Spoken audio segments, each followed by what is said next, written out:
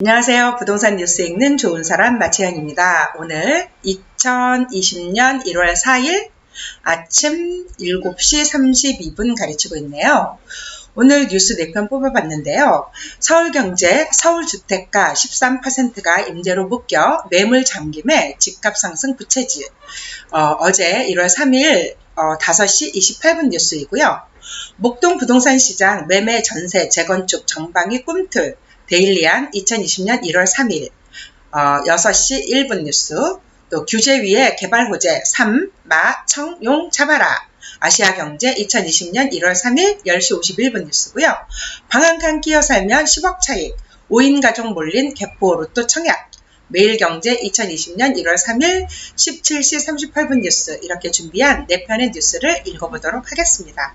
먼저 첫 번째로 서울주택 13%가 임대로 묶여 매물잠김 집값 상승 부채질 이라는 서울경제 2020년 1월 3일 어제 17시 28분 5시 28분 뉴스입니다. 결국 정책 실패 살해된 민간 임대주택 사업 2년 만에 규제로 전환, 47만 가구 최장 8년 처분 제한, 오락가락 정책에 시장 불신 커지고 전셋값까지 불안, 규제 지속된 수급 불균형 심화, 임대 매물 유인책 필요. 정부 임대주택 관련 정책 변화는 2017년 8.2 대책 장려했고, 2018년 9.13 대책 규제했고, 2019년 12.16 대책 규제라는 것입니다. 자, 자세히 한번 읽어보도록 하겠습니다. 서울경제, 전월세 시장 안정을 목적으로 현 정부가 내놓은 민간 임대주택 활성화 정책이 결과적으로 성공을 거두지 못했다는 평가가 나오고 있다. 전세가 안정도 되고 안정도 못 이루고 매물 잠김으로 매매가 상승까지 부추기고 있다는 지적이 나오고 있어서다. 정부도 2년 만에 정책 방향을 장려에서 규제로 180도로 바꿨다. 시장의 혼란이 커지면서 정책 불신의 대표 사례로 인식되고 있을 정도이다. 한 전문가는 서울 전체 주택의 13%가 전국 주택의 7%가량이 임대주택으로 등록돼 장기간 팔 수 없는 상태라며 임대주택 매물 잠김을 해소할 수 있는 정책이 시급하다고 충고했다. 정부 스스로 바꾼 정책 기조. 정부는 지난 2017년 8.2 부동산 대책에서 민간 임대주택 활성화 정책을 내놓았다. 전세 월세 시장 안정 등을 목적으로 자발적 임대주택 등록을 유도하기 위해 세제 등 각종 인센티브를 부여하기도 한 것이다. 이 같은 정부 정책 기조는 2018년 9.13 대책에서 완전히 바뀐다. 주택임대사업자에 대한 과도한 세제 혜택을 조정하겠다고 발표했고, 8.2 대책에서 내놓은 혜택을 대거 거둬들였다. 대표적인 것이 조정 대상 지역에서 다주택자가 신규 취득한 임대주택에 대해 양도세를 중과하고 종합부동산세도 합산 과세하기로 한 내용이다.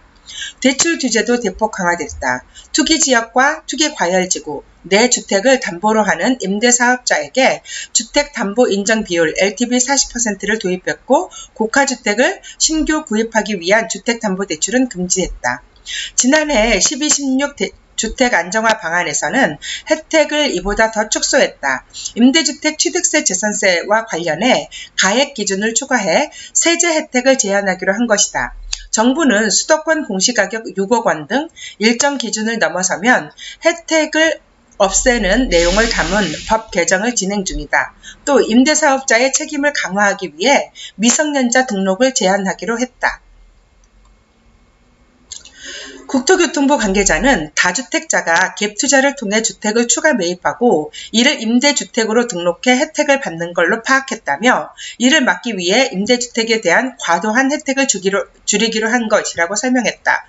결과적으로 정부 스스로 정책의 실패를 인정한 셈이다. 서울 주택의 13%는 이미 임대주택 정책이 오락가락하면서 시장의 불신이 커지고 있다. 한 임대사업자는 등록을 장려하려고 각종 세제 혜택을 주더니 현재는 집값 상승의 주범으로 몰고 있다며, 정부가 앞으로 모든 임대사업자에게 혜택 축소 방안을 소급 적용할 가능성이 있을 것 같아 불안함이 크다고 언급했다. 이런 가운데 이미 시장에서 임대주택 물량은 만만치 않다. 지난해 11월 기준 서울에서 등록된 임대주택은 약 47만여 가구로 추산된다. 서울 전체 주택 370만 가구의 12.7%가량 임대주택이다. 서울 임대주택은 149만 가구로 전체 주택 2,031만 가구의 7.3%가량이다.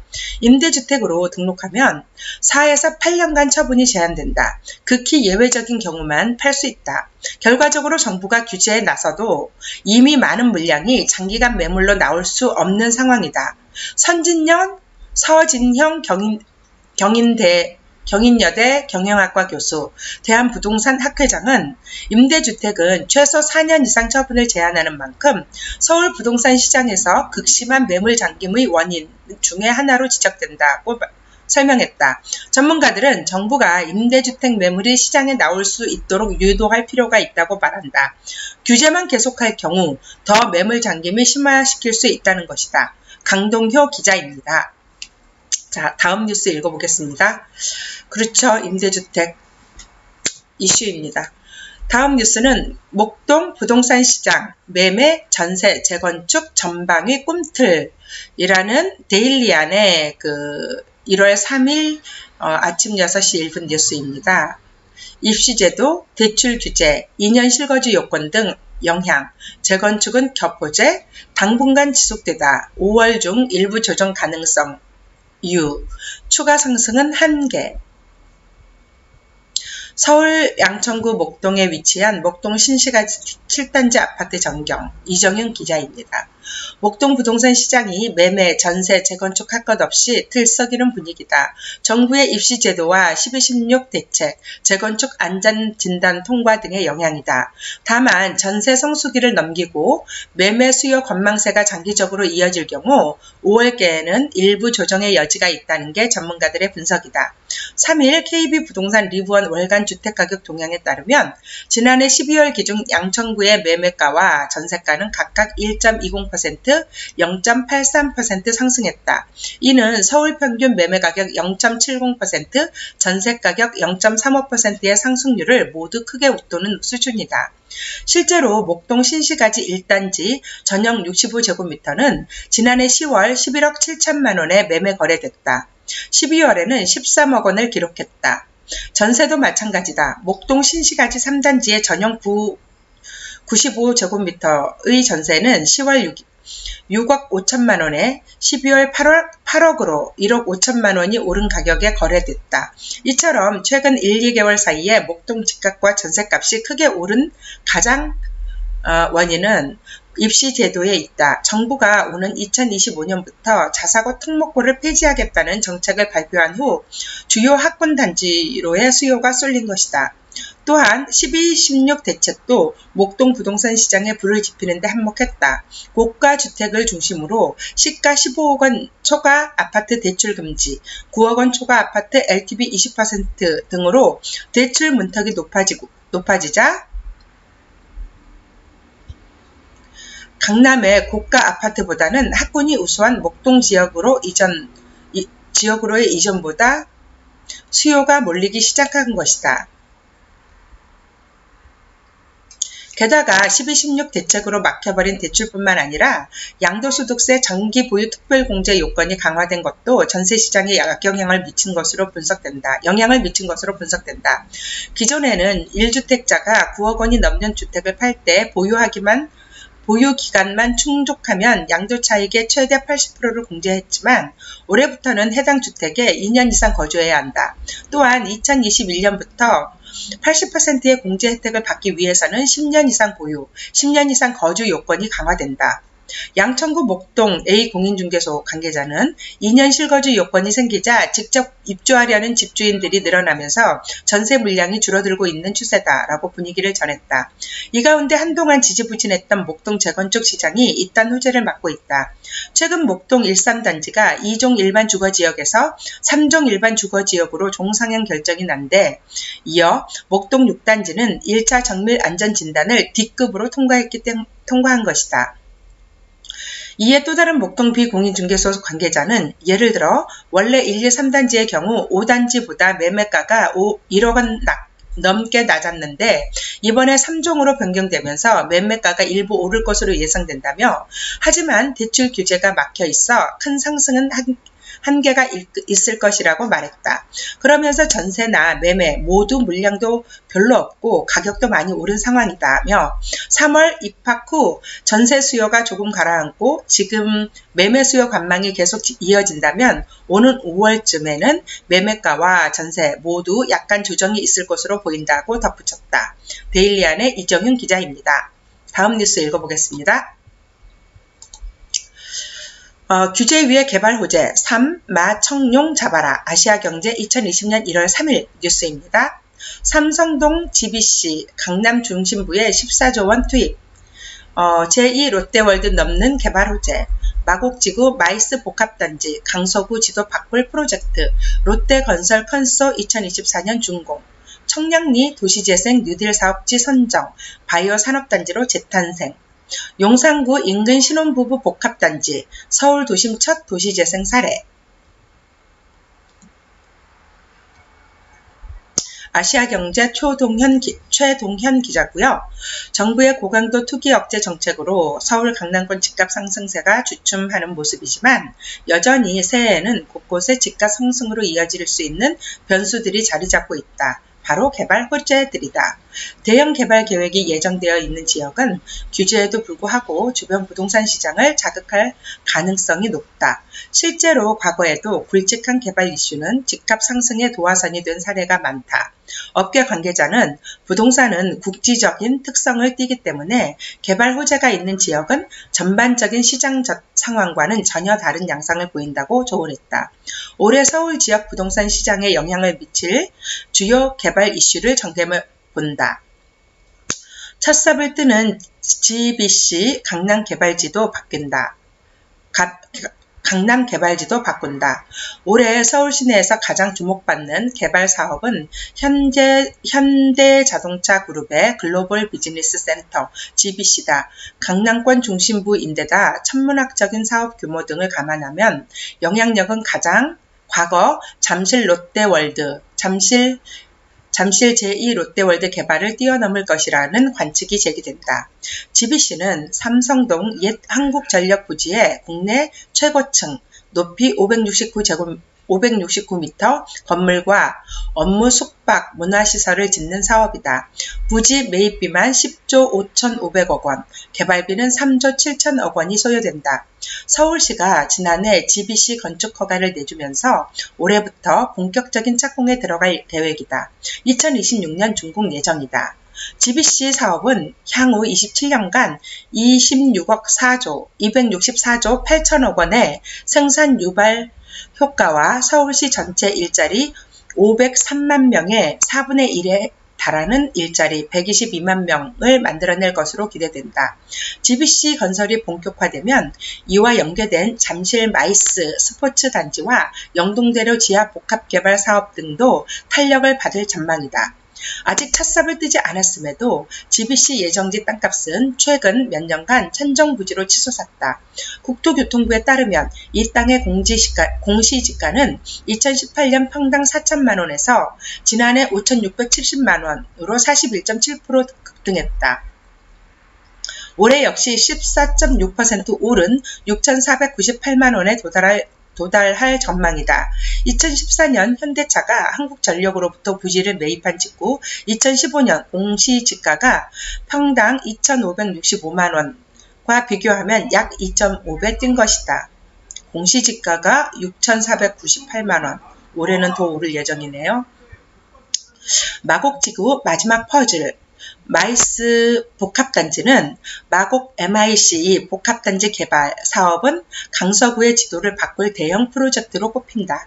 이 사업은 토지 매각, 입찰 기준 최저가만 약 1조 원에 육박하며 총 사업비 3조 5천억 원에 이른다. 연면적은 약 179만 제곱미터로 삼성동 코엑스의 1.5배에 달하며 롯데월드타워 80만 제곱미터와 맞먹는다.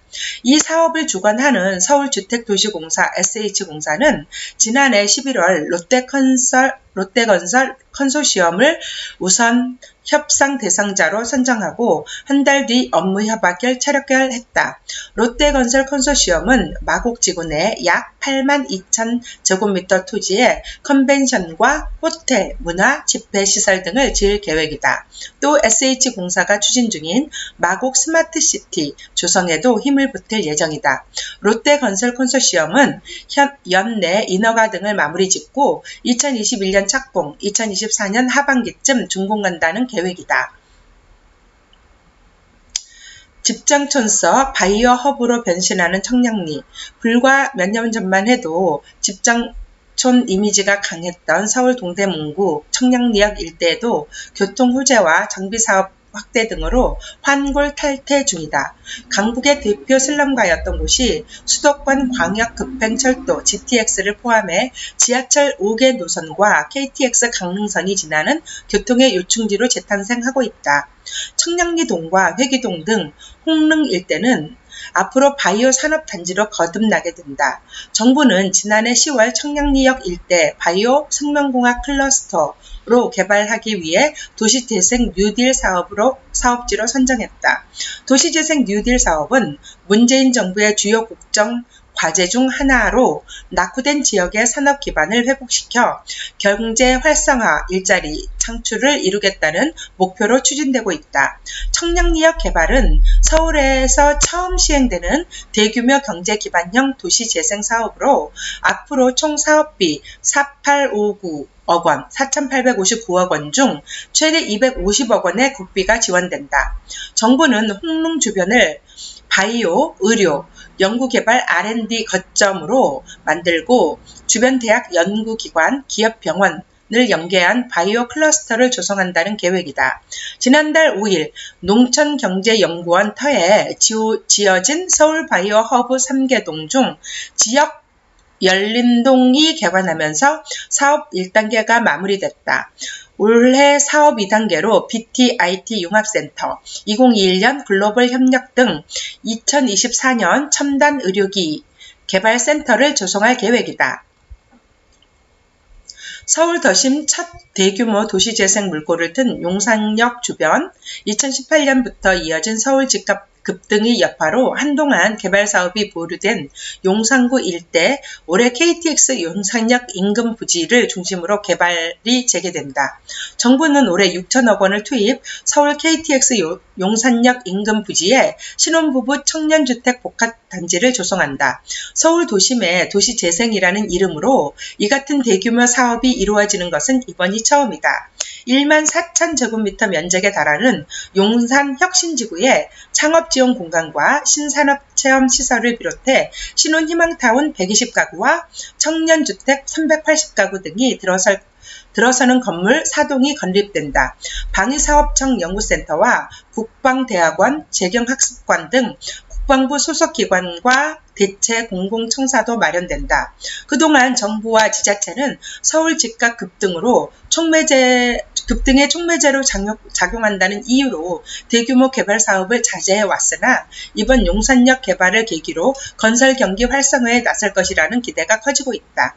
최동현 기자였습니다. 다음 뉴스, 마지막 뉴스 읽어보겠습니다. 방 한 칸에 끼어 살면 10억 차익, 5인 가족 몰린 개포 로또 청약. 매일경제 2020년 1월 3일 17시 38분 뉴스입니다. 9억 이하 개포 재건축 39제곱미터, 다자녀 특공 27대1 경쟁률, 부양가족 5명 넘어야 당첨. 이렇게 작은데. 작은 거실에 방 한 칸 딸린 서울 강남 소형 아파트 5가구를 모집하는데 자녀를 3명 이상 둔 다자녀 가구가 133가구 몰렸다. 전용 면적이 10평 남짓한 불리형 원룸에 5명 넘게 거주해야 하는데 다둥이 가족들이 일생에 한 번뿐인 특별 공급 기회에 베팅한 것은 당첨만으로 최소 5억 원 이상 시세 차익이 보장되기 때문이다. 전문가들은 정부가 서울 아파트 공급을 위축시키면서 그 역효과로 특별 공급, 일반 청약할 것 없이 로또가 되고 있다고 지적했다. 3일 금융결제원 아파트 투유에 따르면 전날 진행한 서울 개포 프레지던스 자이 전용 39제곱미터형 다자녀 가구 특별공급 5가구 모집에 133가구가 지원해 경쟁률 26대 1을 기록했다. 39제곱미터형은 거실과 방 한 칸을 갖춘 면적으로 시장에서는 통상 투룸으로 통용되는 크기이다. 다자녀가 특별공급은 3명 이상 자녀를 둔 무주택 가구가 지원하는데 5인 이상 가족은 133가구가 소형 아파트에 살겠다고 신청했다는 것이다. 서울 강남 신축 아파트에 대한 선호는 특공 경쟁률에서도 드러났다. 현행법상 9억원 초과 아파트는 특별공급에 배정되지 않는다. 이 때문에 강남에서는 특공 물량이 나오기 힘들다. 개포 프레지던스 자이도 45제곱미터형부터 114제곱미터형까지 모두 9억원이 넘지만 전용 39제곱미터형만 9억원 이하 8억 3,300만원이라 23가구가 특공 물량에 배정되어 있다. 신혼부부 11가구 모집에 670명이 몰렸고 노부모 특공 2가구 모집에 67명이 지원했다.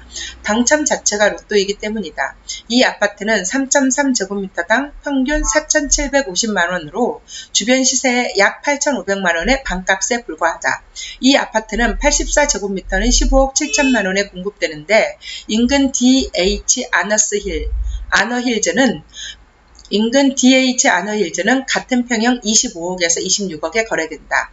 분양업계 관계자는 다자녀 가구 경쟁이 치열해 자녀 수가 많을수록 배점이 높은 구조인데 사실상 5명 이상 가족이 11평에 산다는 것은 불가능하다.